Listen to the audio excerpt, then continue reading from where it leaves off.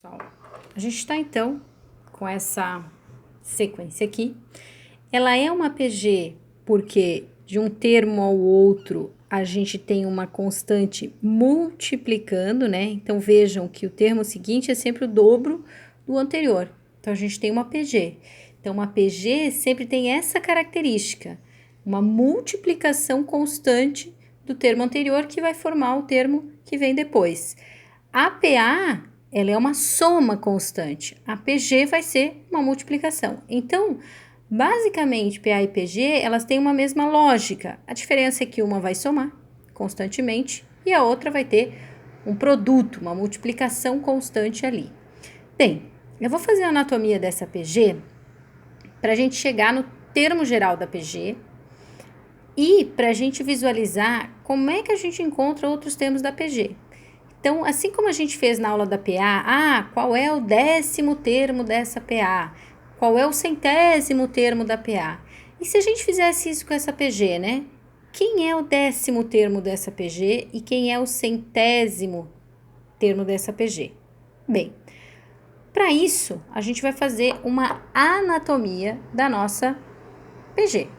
Que anatomia? Vamos escrever termo a termo, como a gente fez lá na PA. Então, nosso A1 aqui, ele é 4. O nosso A2, ele é quem? Ele é 4 vezes a razão, 2, que vai chegar no 8, certo?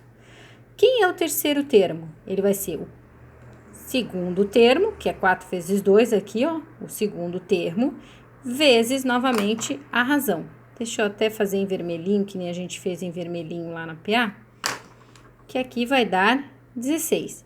Quem é o quarto termo da nossa PG? É o terceiro termo, que é 4 multiplicado por 2 e por 2. E o quarto termo vai ser, mais uma vez aqui, multiplicada a razão, que a gente vai achar o 32.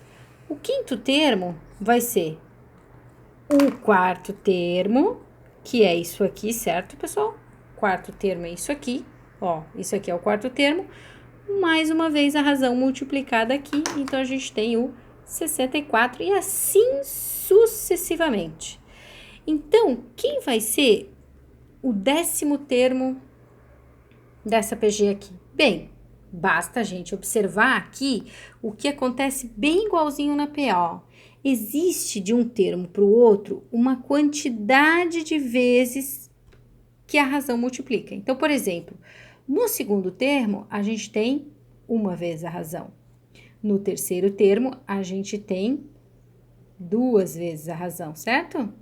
No terceiro termo, aliás, no quarto termo, a gente tem 3 vezes a razão. No quinto termo, a gente tem 4 vezes a razão. Ou seja, o número de vezes que a razão está multiplicando aqui, percebam, é uma unidade a menos da posição do termo. Só que um cuidado especial eu diria aqui. Olha só. 4 vezes 2 elevado à primeira potência, ou seja, o 2 está multiplicado por ele mesmo uma única vez.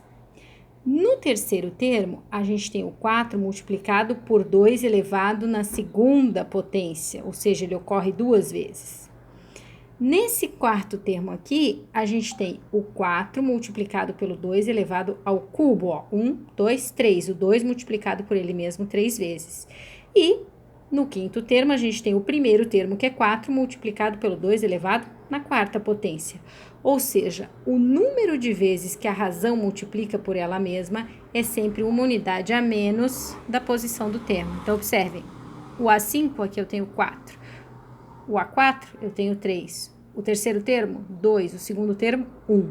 Então, o 10º termo, ele vai ser o quê? Vai ser o primeiro, que é 4, multiplicado pela razão elevado uma unidade a menos, no caso, 9, né, pessoal? E aí, se a gente fosse resolver isso aqui, seria 4 vezes 512, e a gente teria 2048 como sendo o nosso 10º termo. Então, ao invés de eu ir multiplicando 1 a 1, vezes 2, vezes 2, vezes 2, vezes 2, vezes 2, até chegar no 10º termo, a gente utilizou essa regrinha aqui.